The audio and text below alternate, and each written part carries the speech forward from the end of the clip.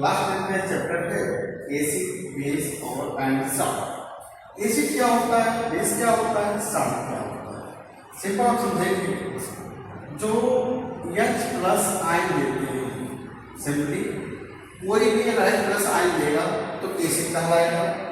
अगर वो H minus ion देता है तो वह बेस कहलाता है।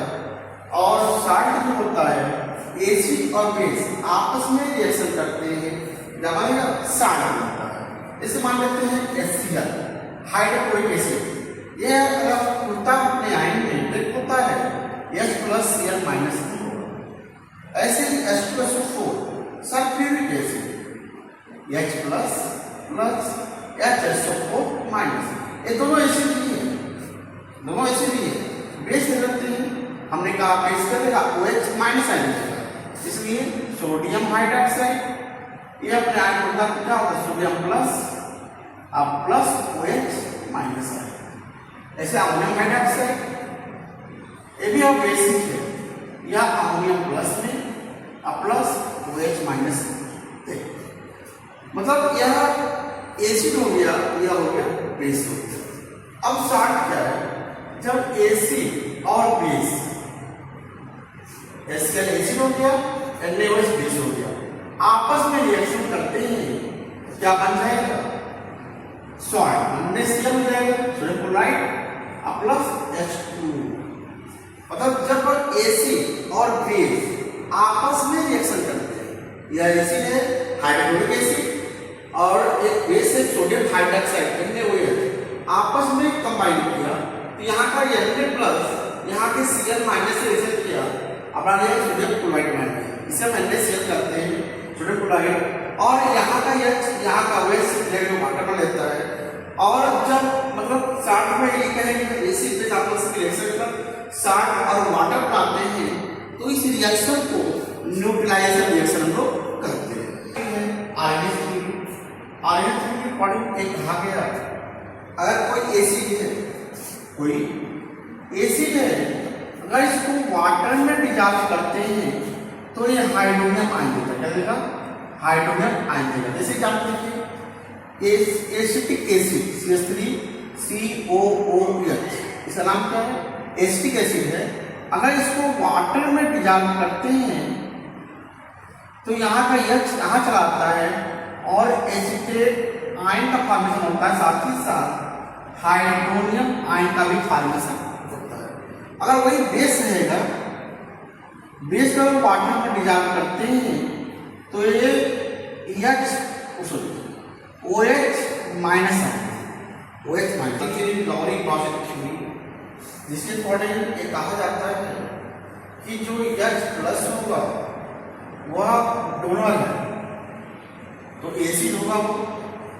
अगर H प्लस एक्सेप्टर है तो बेस होगा। मतलब अगर कोई H प्लस दे रहा है तो एसिड होगा, अगर H प्लस दे रहा है तो बेस कहलाता है। रिएक्शन समझ देख लीजिएगा, रिएक्शन से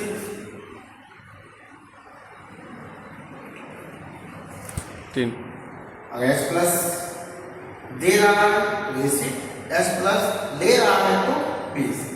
HCl है और अमोनिया है, हाइड्रोजन एक इलेक्ट्रॉन दे रहा है, अमोनियम क्या दे रहे, अमोनियम प्लस हो गया और Cl माइनस। अब HCl दे रहा है, HCl से HCl क्या, H प्लस Cl माइनस। अब H प्लस जो है यह दे रहा है अमोनिया, H प्लस देने में से क्या हो गया, यह एसिड हो गया। और जो ले रहा है अमोनिया ले रहा है, क्या देगा, बेस हो गया। तो लॉरी पॉजिटिव में कहा गया है यह एसिड है, बेस। इसी में चीज और अगर आपको स्ट्रॉन्ग एसिड क्या है और weak acid, strong acid, weak acid.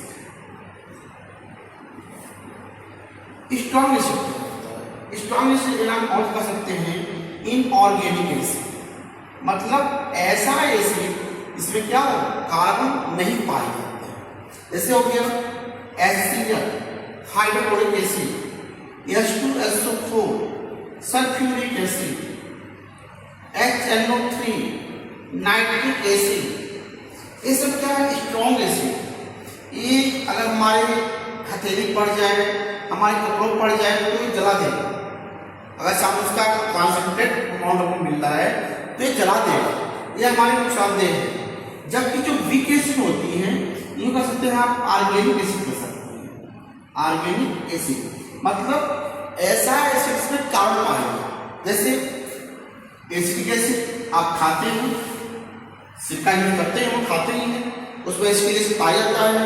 Lactic acid दही, लैक्टिक एसिड, सिट्रिक एसिड, ये एसिड को लोग खाते हैं। जबकि यह एसिड हमारे नुकसानदेह है, या हमारा हथेली पड़ जाए, चाहे हमारे कपड़ों पड़ जाए, उसको जला दें। इसके पास कोहेसिव प्रॉपर्टी होती है, आइसोमेटिक कर सकते हैं। ऐसे ही अब स्ट्रॉन्ग बेस लिए है, स्ट्रॉन्ग बेस और वीक बेस। स्ट्रॉन्गनेस में क्या होगा? जो एल्केली मेटल है, एल्केली क्या पहले ग्रुप, जैसे सोडियम हो गया, पोटेशियम हो गया, रोडियम हो गया, चाहे सेकेंड ग्रुप का मैग्नीशियम हो गया, अगर इससे बने हुए कोई बेस है वह बेस स्ट्रॉन्ग बेस बनाते हैं। जैसे sodium hydroxide, potassium hydroxide, magnesium hydroxide, ये स्ट्रॉन्ग बेस है। जबकि अमोनियम हाइड्रॉक्साइड या वीक बेस के पॉलीमर। पहले आप इसी पर एसिड होता क्या है, फिर आरडीएस में पढ़ा गया कि अगर आरडीएस में H+ आयन दे रहा है मतलब H+, अगर H+ आयन दे रहा है, वाटर में डिजॉल्व करते हैं, वाटर में डिजॉल्व करने पर अगर H+ आयन दे रहा है तो एसिड होगा, अगर वो H- आयन दे रहा है तो बेस होगा।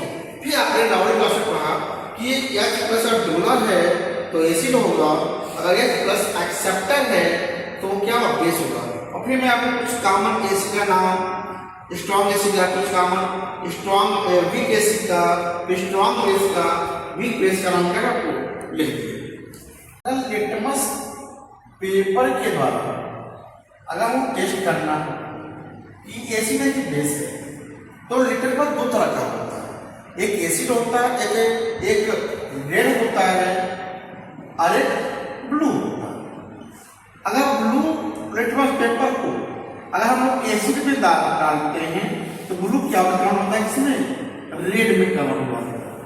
अगर वही रेड है, रेड को बेस में डालते हैं वो कन्वर्ट होता है इसमें ब्लू में कन्वर्ट होता है। इससे हम आइडेंटिफाई कर लेंगे कि कौन एसिड है कौन बेस है लिटमस पेपर के थ्रू। बाकी टेस्ट के थ्रू हम टेस्ट करेंगे। तीसरा जो टेस्ट का सॉल्व होता है जबकि एसिड का, लेकिन जो बेस होता है इसका टेस्ट क्या होता है?